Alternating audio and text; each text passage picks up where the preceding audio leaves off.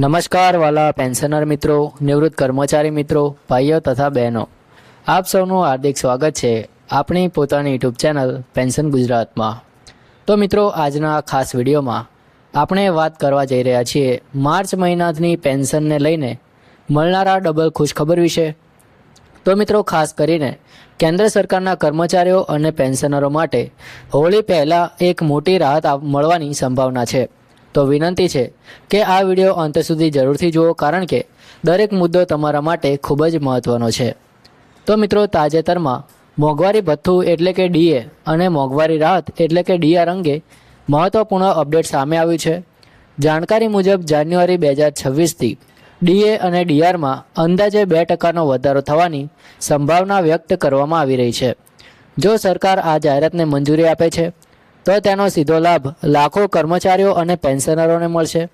હાલમાં ડીએનો દર 58% છે અને જો તેમાં 2%નો વધારો થાય તો તે 60% સુધી પહોંચી શકે છે।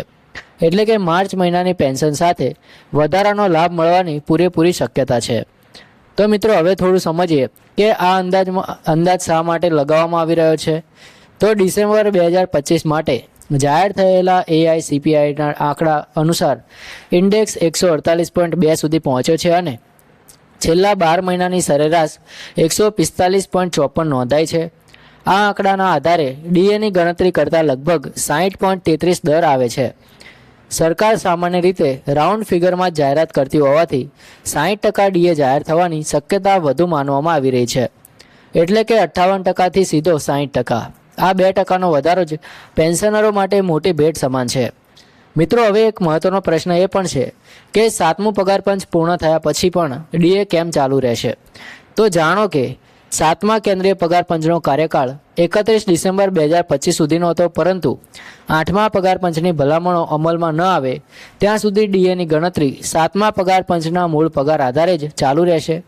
એટલે કર્મચારીઓ અને પેન્શનરોને મોંઘવારી સામે રક્ષણ આપવા માટે ડીએ અને ડીઆરનો લાભ મળતો રહેશે। મિત્રો, હવે વાત કરીએ કે 2%ના વધારાથી કેટલો ફાયદો થશે।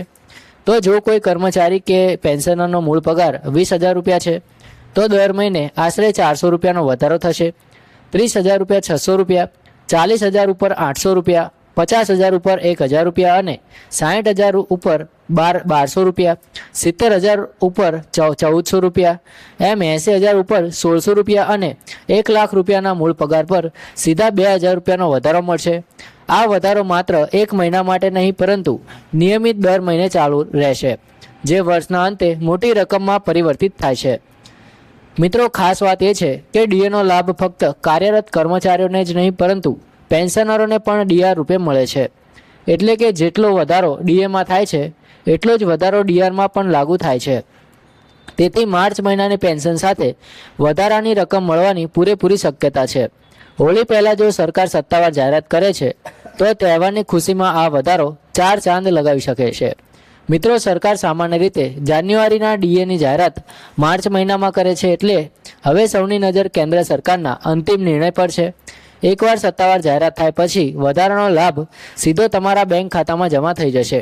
આથી પેન્શનર મિત્રો અને કર્મચારી મિત્રો, આ અપડેટ તમારા માટે અત્યંત મહત્વપૂર્ણ છે અને અમે હંમેશા પ્રયત્ન કરીએ છીએ કે સત્તાવાર માહિતી સરળ ભાષામાં અને વિશ્વસનીય રીતે તમારા સુધી પહોંચાડીએ। તો મિત્રો, જો તમને આ માહિતી ઉપયોગી લાગી હોય તો વિડીયોને અત્યારે લાઇક કરજો અને ચેનલને પણ સબસ્ક્રાઈબ કરી લેજો। મળીશું આવી જ માહિતી સાથે, ત્યાં સુધી જય હિન્દ, વંદે માતરમ।